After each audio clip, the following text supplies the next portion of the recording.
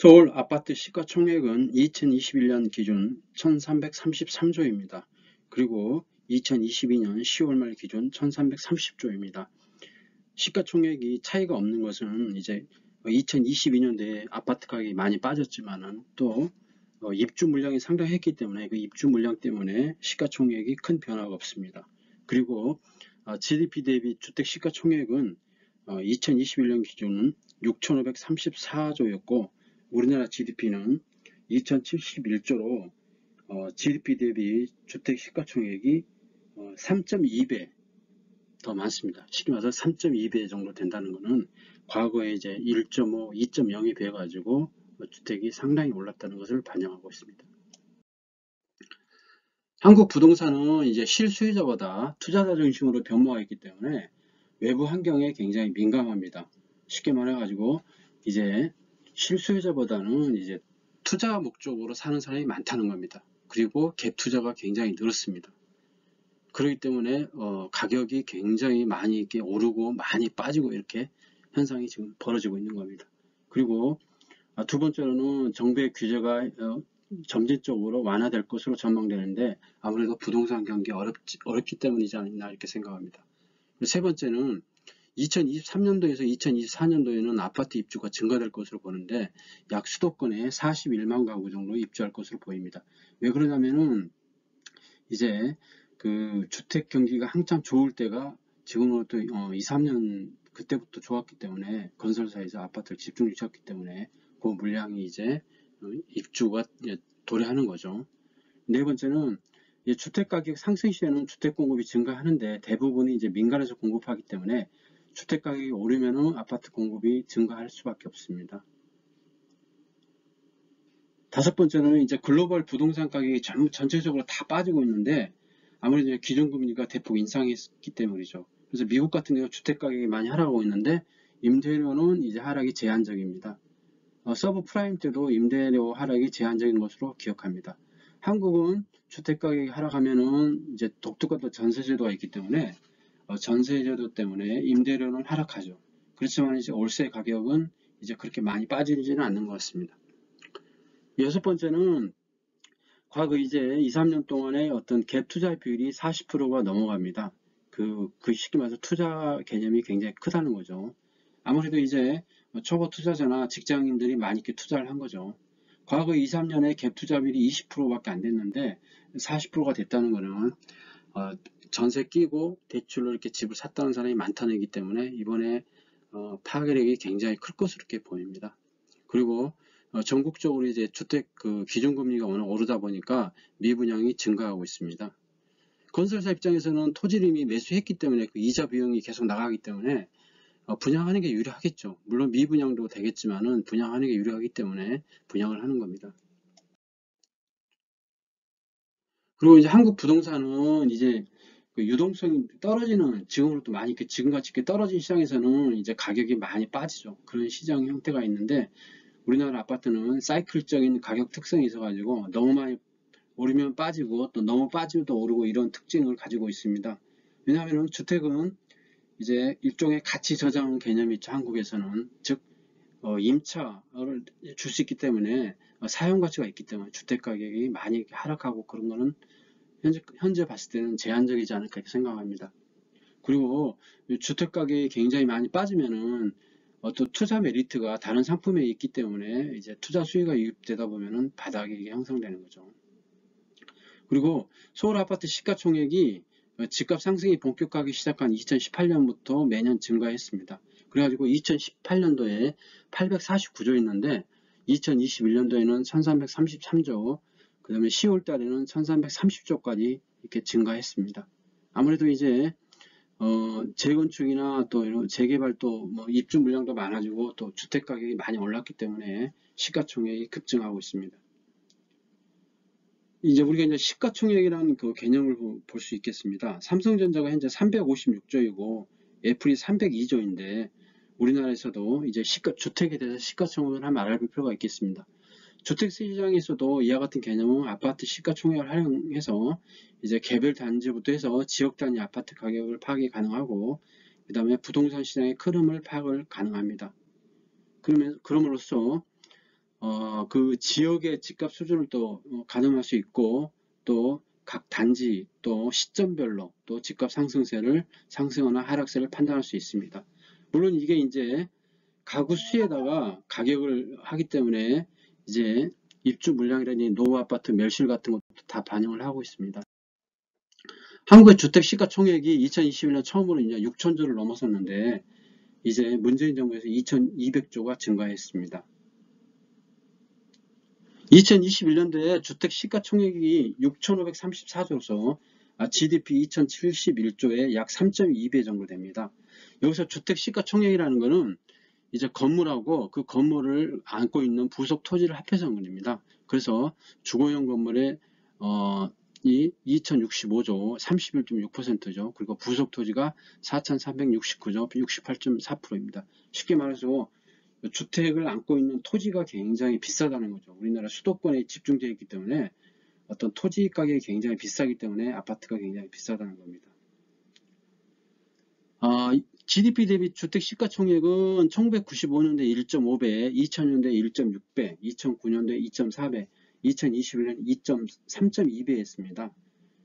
이걸 보면 아쉽겠지만은 점진적으로 이제 경제 규모에 비해서 주택의 시가총액이 너무 많이 올랐다는 거죠. 일종의 버블이 있다고 이렇게 볼 수 있기 때문에 그 버블이 빠지는 과정이라고 이렇게 볼 수 있겠습니다.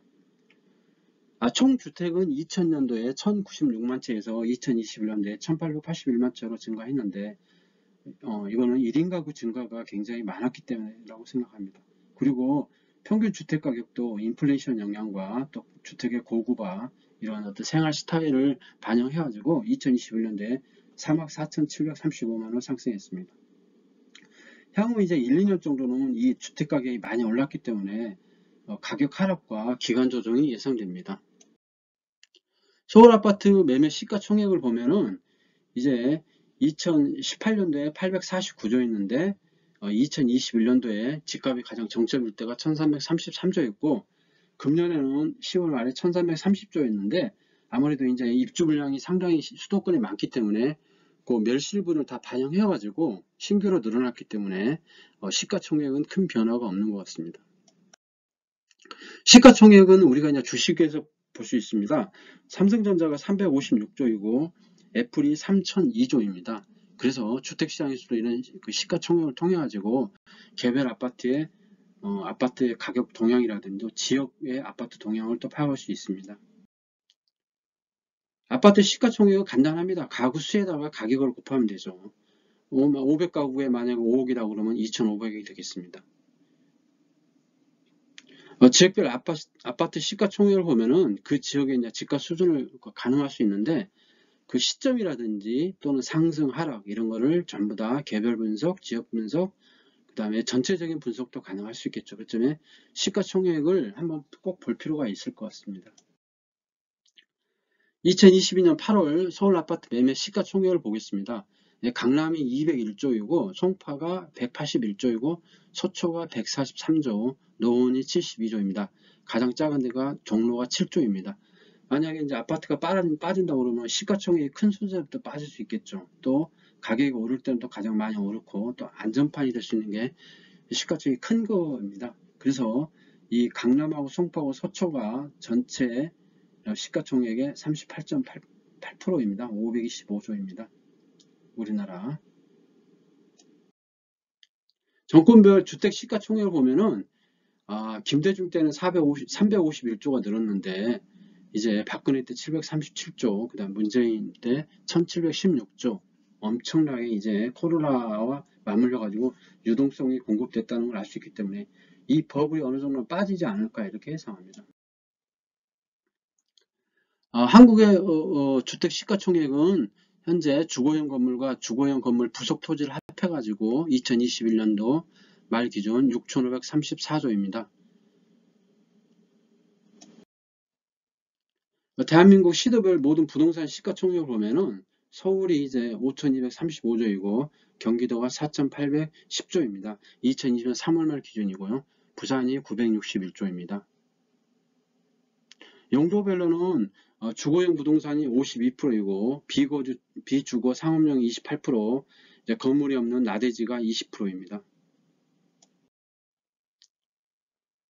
대한민국 모든 유형 부동산 시가총액이 1경 7,788조인데 이제 수도권이 약 61%에 돼 있고 비수도권이 39%입니다. 그리고 52%가 주거고 28%가 상업용, 20%가 낮이입니다. 2000년대 이후 우리나라 GDP 주택 시가총액 비율을 보겠습니다. 이게 굉장히 중요할 것 같습니다.